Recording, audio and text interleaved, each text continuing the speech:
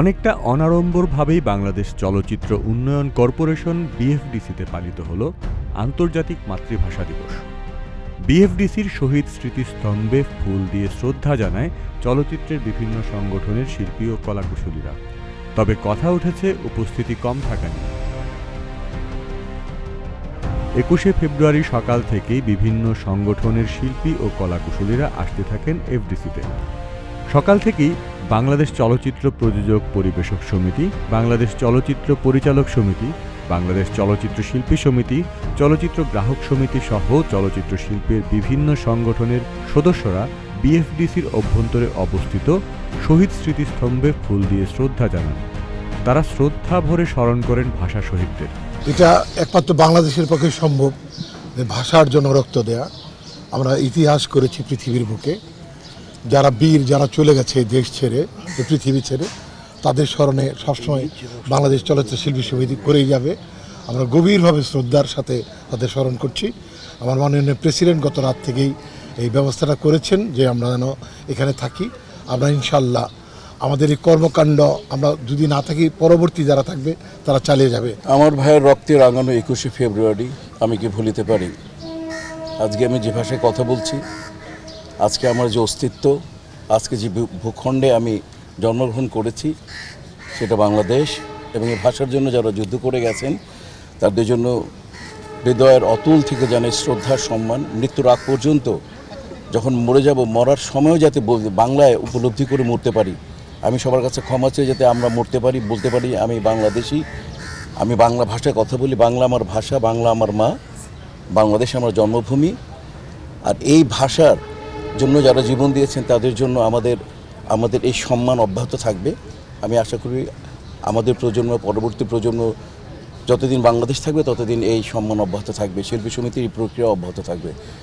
আর আজকে এই দিনে বিশেষ করে যারা শহীদ হয়েছেন তাদের রুহ মাগফিরাত কামনা করি।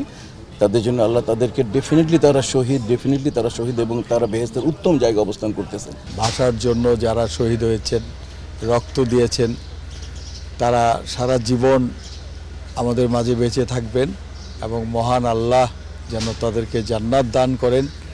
তাদের রক্ত যেন বৃথা না যায়, তারা যেন জান্নাতবাসী হন, এটাই বলার আছে। যতদিন আমার বাবা বেঁচে ছিলেন, সুস্থ ছিলেন, ততদিন আমার বাবা সবসময় আমাকে জাতীয় শহীদ মিনারে নিয়ে যেতেন। ওখানে বাবার সাথে আমি সবসময় গিয়েছি, দেখেছি, শিখেছি। তো এই স্মৃতিগুলো আসলে অনেক মনে পড়ে। যেমন আমি এফডিসিতে আসার আগেও কিন্তু আমি শহীদ মিনারেই গিয়েছিলাম, জাতীয় শহীদ মিনার থেকেই কিন্তু আমি এখানে আসলাম। ভাষা আন্দোলনের এত বছর পরও আমরা সকল ক্ষেত্রে বাংলা ভাষা চালু করতে পারিনি বলে মন্তব্য করেছেন চলচ্চিত্র প্রযোজক খোরশেদ আলম খসরু। তিনি বলেন, কোর্ট কাচারি থেকে শুরু করে সরকারি অনেক কাজে এখনও বাংলার প্রচলন হয়নি।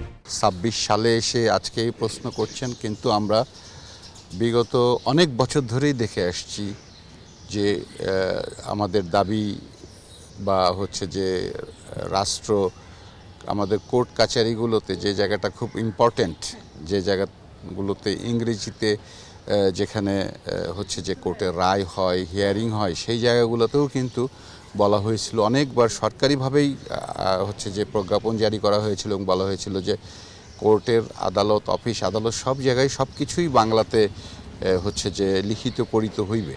কিন্তু আমরা অত্যন্ত দুঃখের বিষয় যে এত বছর পরও আজকে সেই প্রশ্ন আসছে যে আমরা কোথাও আসলে তার হচ্ছে যে প্রচলন আমরা পাইনি বা তার প্রয়োগ আমরা পাইনি কোথাও। আজকে কোর্ট কাচারিতেও একটা হচ্ছে যে রায় আসে সেটাও ইংরেজিতে সে রায় আসে, এবং আমরা বলতে পারি যে যেহেতু আমরা আমাদের যারা প্রত্যন্ত অঞ্চলের নিরীহ গ্রামগঞ্জের মানুষ যারা বিচার প্রার্থী আসেন হাইকোর্ট, সুপ্রিম কোর্টে এসে, কিন্তু তারা এই রায় আসলে তারা নিজেরাও পড়তে পারেন না, বুঝতে পারেন না। যা উকিল এবং বা কেউ যদি বুঝিয়ে দেয় তাহলে সেটাই বোঝা হয়। তো সেইটা তো আমরা আসলে চাইনি। তার জন্য তো আমাদের হচ্ছে যে শহীদরা তো তাদের আত্মত্যাগ করেনি। তবে এদিন শিল্পীদের উপস্থিতি কম ছিল, এ নিয়েও প্রশ্ন ওঠে। শিল্পী সমিতির কার্যনির্বাহী পরিষদের সদস্য রোমানা ইসলাম মুক্তি বলেন, এটা শিল্পী সমিতির ব্যর্থতা। তারা সকল সদস্যদের জানাতে পারেনি ২১শে ফেব্রুয়ারির আয়োজন সম্পর্কে, তাই উপস্থিতি কম হয়েছে। এই প্রসঙ্গে তিনি সমন্বয়হীনতার কথাও বলেন। এটা আমাদেরই আসলে এখানে আমাদেরই দোষ আমি বলবো। আমি তো মানে শিল্পী সমিতির কমিটিতেই আছি। তো সেই হিসেবে বলবো এটা আমাদেরই দোষ। দোষটা এই জন্য যে আমরা যে এখানে ফুল দিব এটা আমাদেরই কিন্তু জানানো উচিত তাদেরকে যে আপনারা আসেন, আমরা সবাই মিলে ফুলটা দিব। তো আমরা যদি না জানাই ওনারা কিভাবে আসবে? মেসেজটা আসলে এটা এই যে বললাম যে ভুল, এই ভুলগুলো আমাদের শুধরানো দরকার, শুধরাতে হবে। ক্ষুদ্র পরিসরে হলেও জেগে আছে বিএফডিসি, সকল আয়োজনেই থাকে তাদের অংশগ্রহণ। সরকারি পৃষ্ঠপোষকতায় আবার জমে উঠবে এফডিসি, আন্তর্জাতিক মাতৃভাষা দিবসে এই প্রত্যাশার কথাও উঠে আসে। তারেক রহমান সাহেব যদি উদ্যোগ নেন সিনেমা হল বাড়ানোর ব্যাপারে, সিনেমা হল বাড়লে চলচ্চিত্র ঘুরে দাঁড়াবে এবং আমরা যারা প্রযোজক আছি তারা ছবি নির্মাণ করতে উৎসাহ পাবে। জহির দীপু, প্রতিদিনের বাংলাদেশ।